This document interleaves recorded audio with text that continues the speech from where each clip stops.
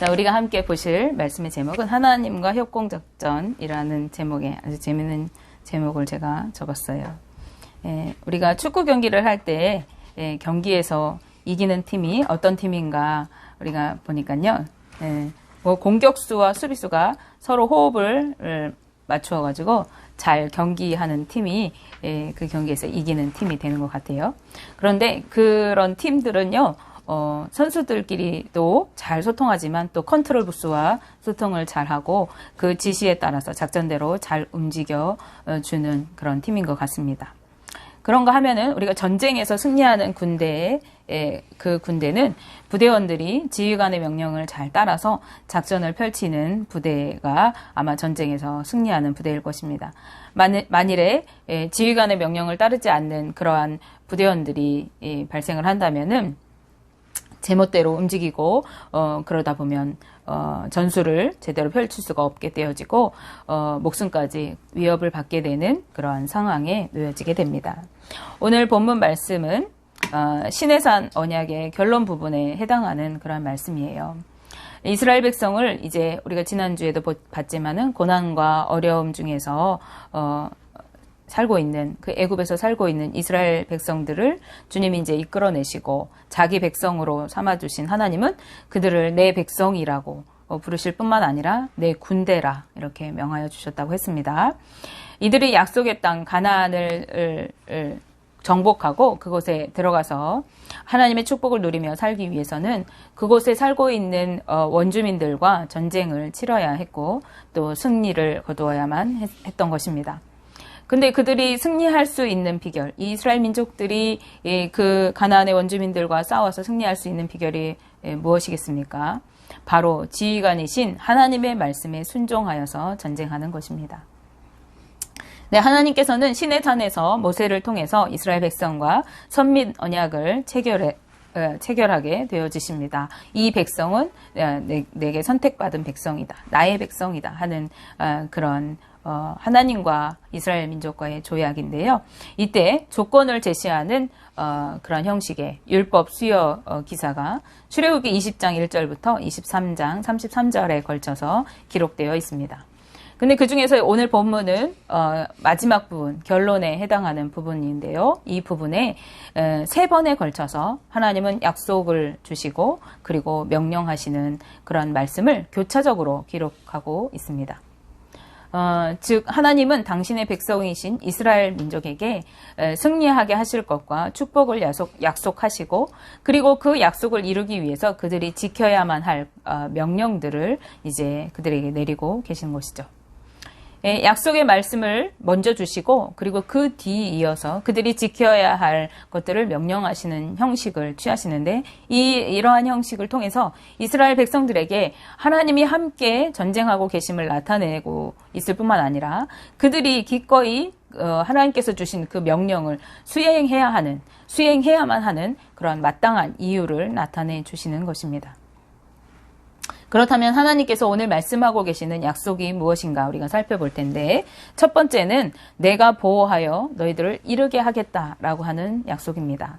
출애굽기 23장 20절 말씀에 내가 사자를 내 앞서 보내어 길에서 너를 보호하여 너를 내가 예비한 곳에 이르게 하리니 라고 말씀하고 있습니다.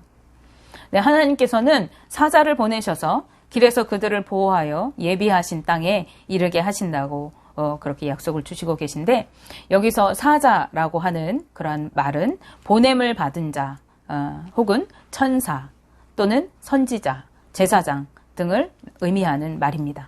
그래서 이 사자라고 하는 것은 하나님의 뜻을 이 땅에 전달하도록 부름받은 사명자를 말하는데 특히 오늘 본문에서 말하는 사자라고 하는 것은 선지자나 제사장을 나타낸다기보다는 신적인 능력을 가진 여호와의 사자를 일컫는 말이라고 하겠습니다. 이들은 하나님의 백성을 온전하게 지켜주고 그리고 바른 길로 인도하는 임무를 맡은 거룩한 일꾼들로서 지금 이스라엘이 지나가고 있는 이 광야길에서 그들을 보호하고 하나님께서 예비하신 그곳으로 이르게 하겠다고 약속하여 주신 것입니다. 하나님의 약속의 첫 번째, 하나님께서 보호하여 지키고 지금 하나님께서 약속하신 그 땅으로 가는 여정 가운데 지켜주시고 마침내 하나님의 그 축복의 땅에 이르게 하시겠다는 약속을 주셨습니다. 그런가 하면은 둘째로 하나님께서는 내가 그들을 끊을 것이다 라고 약속해 주십니다. 23장 23절 말씀에 내 사자가 내 앞서가서 너를 아모리 사람과 헷 사람과 브리스 사람과 가나안 사람과 히윗 사람과 여부스 사람에게로 인도하고 나는 그들을 끊으리니 라고 말씀하십니다. 즉 이스라엘 백성들이 들어가 차지할 그 땅에 이미 살고 있는 죄악으로 가득한 원주민들을 하나님께서 친히 그들을 끊어버리겠다고 약속해 주시는 것입니다. 죄악에 물들어 살고 있는 그 원주민들을 이제 하나님의 거룩한 백성이 들어가야 할 그 땅에서 완전히 끊어버리시는데 이스라엘 민족들이 가기도 전에 하나님의 사자를 먼저 보내시고 또 그들을 하나님께서 친히 끊어버리시겠다고 이렇게 약속해 주십니다. 그 다음에 셋째는 내가 쫓아내리라 하는 것입니다. 23장 27절 28절 말씀에 내가 내 위엄을 내 앞서 보내어 내가 이를 곳에 모든 백성을 물리치고 내 모든 원수들이 내게 등을 돌려 도망하게 할 것이며 내가 왕벌을 내 앞에 보내리니 그 벌이 히위 족속과 가나안 족속과 헷 족속을 내 앞에서 쫓아내리라 라고 말씀합니다. 여기에서 위엄이라고 하는 말은 두려움 또는 공포라는 뜻을 가지고 있어요. 하나님께서는 선민인 이스라엘 민족을 하나님께서 어떻게 애굽의 그 강한 압제에서 구출해 내셨는지 또 어떻게 그들을 그 광야 40년 동안 인도해 가시는지 하는 것들을 그 하나님의 초월적이고 그리고 능력과 권세에 관한 소문을 이스라엘이 가나안에 도착하기도 전에 그 땅에 먼저 퍼지게 그 땅에 들어가서 그 소문이 퍼지게 하심으로 소문을 듣게 될 우상을 섬기는 이방 민족들이 이제 극심한 두려움과 공포에 떨게 될 것이라고 의미합니다. 그래서요, 그들이 등을 보이고 도망가게 되어진대요. 그리고 그들이, 그 백성이 물러가게 되어진다고 말씀합니다.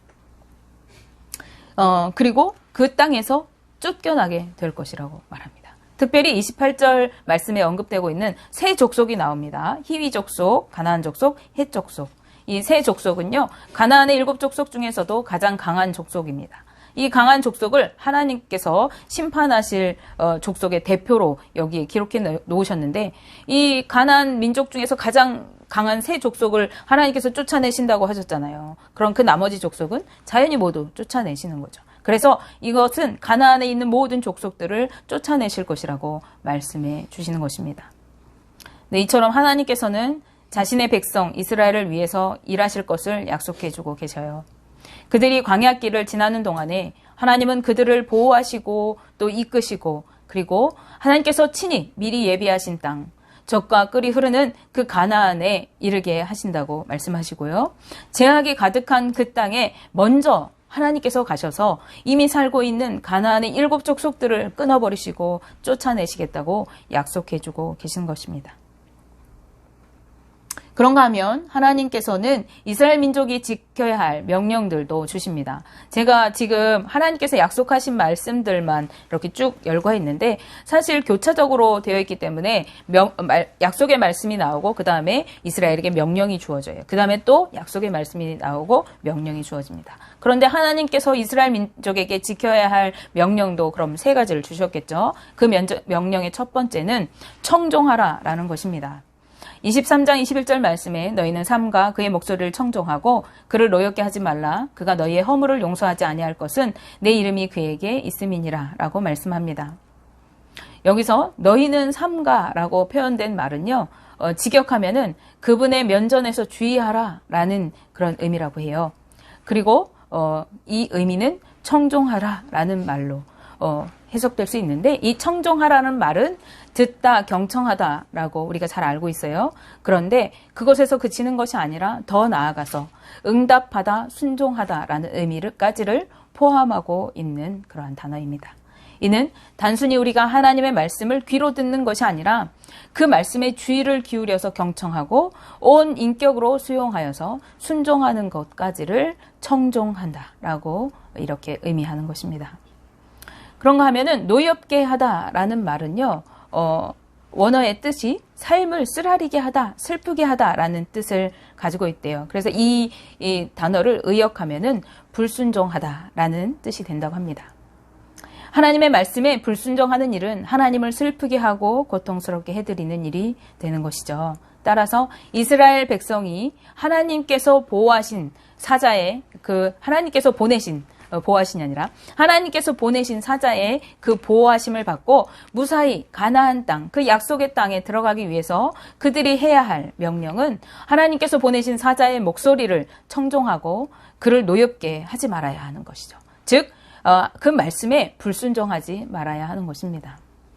하나님의 그 보호하심, 하나님의 인도하심을 받는 그 조건이 하나님의 말씀에 청종하는 것이에요. 그 말씀을 온전히 듣고 순종하는 것이었습니다.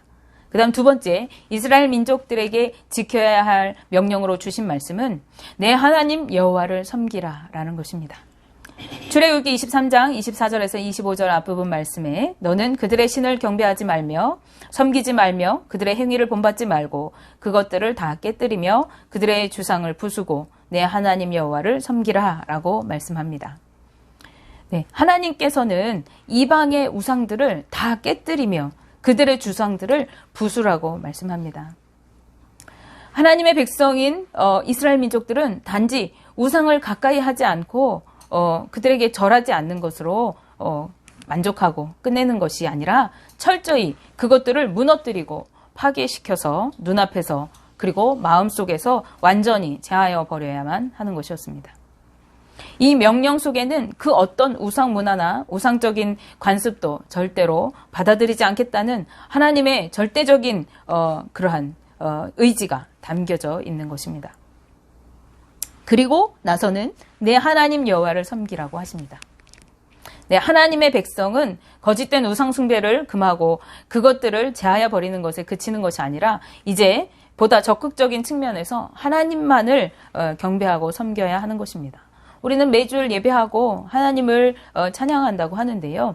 이때 이 가나안으로 들어가야 하는 이스라엘 민족에게 하나님을 섬기는 것은 쉬운 일이 아니었어요. 왜냐하면 그 가나안 땅은 어떤 곳이에요? 우상이 관영한 곳, 죄악이 가득한 곳, 그런 곳에서 그들이 이제 전혀 그들이 그 가나안 민족들이 알지 못하는 새로운 문화로 예배해야 되는 것이었죠. 그래서 이것은 적극적인 어떤 액션이 되는 거예요.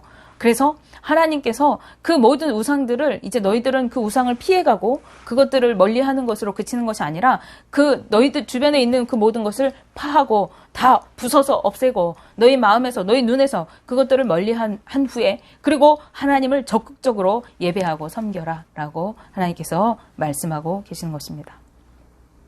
그런데요, 여기에서 우리말 성경에는 내 하나님이라고 번역되어 있는 그 히브리어 원어가 엘로헤켐이라고 하는 그런 단어인데 이것을 바르게 표현하면은 너희 하나님이라고 합니다. 그래서 내 하나님이라고 하는 것이 아니라 너희 하나님, 너희의 하나님이라고 해야 맞대요. 그리고 섬기라라고 번역된 그러한 원어는 아바드템이라고 하는데 이것도 그냥 섬기라라고 하는 것이 아니라 너희는 섬기라라고 해야 바른 해석이라고 합니다. 무엇을 알 수 있어요? 너희 하나님을 섬기는데 이것을 너 혼자 네 하나님을 섬기는 것이 아니에요. 너희의 하나님을 너희가 섬기는 것입니다. 따라서 이것은 어느 특정한 사람에게 주어진 명령이 아니라 모든 이스라엘 백성들에게 그리고 더 나아가서 오늘날 주님을 믿는 모든 사람들에게 해당하는 공동체적이고 그리고 절대적인 명령이 되는 것입니다. 우리가 하나님을 믿는다고 합니다. 이 땅에서 하나님의 자녀로 살아가는 그런 사람들인데 우리는 우리의 모든 주변에 있는 우상적인 것들을 삶에서 날마다 깨부수고 없애고 우리의 눈에서 우리의 마음에서 그것들을 제하는 작업들을 계속해 나가야 돼요. 그리고 우리의 삶 속에서 적극적으로 어디에서든지 하나님을 예배하고 하나님을 영광 돌리는 그러한 삶을 살아가는 자들이 되어야 하는 것입니다. 그리고 마지막으로 이제 이스라엘 민족들에게 지켜야 할 명령으로 주신 것은요. 그들과 그들의 신들과 언약하지 말라 하는 것입니다. 출애굽기 23장 24절에서 25절 앞부분 말씀에 너는 그들과 그들의 신들과 언약하지 말라라고 말씀합니다. 가나안 원주민들과 언약을 맺는 것까지 금지하는 이유가 뭘까요? 그들의 신들과 언약하지 말라. 이것은 우상이기 때문에 우리가 쉽게 이해할 수 있어요. 그런데 그들의 원주민들과도 언약하지 말라고 금하고 계시는 그 이유는 당시에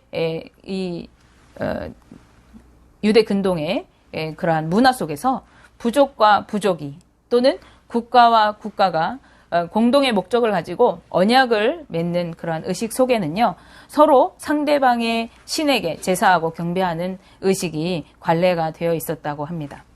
그래서 언약을 맺는 주체들은요, 서로 운명을 같이 하는 운명 공동체가 되어가지고 상대방의 신들을 혼합하여 섬기는 그런 문화가 형성되어 있었다고 해요. 성경에도 보면은 이스라엘과 또 유대가 주변에 나라들과 동맹을 맺고 전쟁이 있을 때 함께 나가서 싸우고 이러한 역사적인 기록들을 우리가 역대기나에서 열왕기상 하에서 볼 수 있죠. 그 민족들은 서로의 신들을 이렇게 함께 혼합해서 섬겼다고 하는 거죠. 더욱이 가나안 원주민들은 죄악과 부패로 그렇게 물들어 있는 인생을 살고 있는 그런 민족들이었기 때문에 그들과 언약을 체결하게 되고 또 그들의 우상 문화를 함께 섬기게 되어지면 이스라엘 민족이 곧 타락한 가나안의 문화에 직접적으로 영향을 받게 될 것이고 그런 이스라엘 민족은 급기야는 영적으로 그리고 도덕적으로 육체적으로 타락과 범죄를 자행하는 그런 결과를 낳게 될 것이기 때문에 이스라엘이 그들과 동맹을 맺는 것, 그들과 언약을 맺는 것을 하나님께서는 금하고 계신 것입니다. 이스라엘이 처음에는요, 자의로 그 우상 숭배자들과 사귀고, 내가 이제 이 땅에 새로운 나라에 왔으니까 그들을 좀 사귀어봐야 되겠다. 자유분방하게 그들하고 만날 수 있어요. 거짓 우상들과, 우상신들과 접촉하면서 호기심에 한번, 우상을 어떻게 섬기는가 이렇게 볼 수 있어요. 머리를, 우상에게 나도 한번 조아려 볼 수 있죠.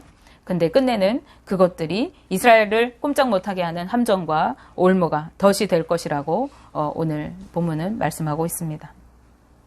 이스라엘 백성이 하나님이 약속하신 가나안에 들어가 하나님이 주시는 축복의 삶을 살기 위해서는 하나님의 약속의 말씀을 붙들고 철저히 그분의 말씀에 청종하면서 여호와 하나님만 섬기고 그리고 이방인들과 그들의 신들과 언약하지 말아야 했던 것입니다. 하나님께서는 그들보다 앞서가시면서 먼저 싸워주실 뿐만 아니라 당신의 명령을 지켜 행하는 이스라엘 백성들에게 양식과 물의 축복으로, 태의 축복으로, 병을 제하시는 축복으로, 또 수명의 축복으로, 기업의 축복으로 덤으로 주시겠다고 약속해 주십니다. 하나님이 앞서가시고 이스라엘의 명령에 순종하며 걸어갈 때에 가나안을 점령하고 축복의 삶을 누리게 되었던 것처럼 주님이 앞서가신 길을 말씀에 따라 순종하여 걸어갈 때 우리도 천국을 누리고 주님의 영광을 누리게 되는 그러한 삶을 살아가게 될 줄로 믿습니다. 하나님의 약속을 소유하는 자의 그 특권은 주님께서 이미 미리 싸워주시는 그 싸움을 우리는 순종하여 걸어가고 그리고 주님의 영광을 함께 누리는 것입니다.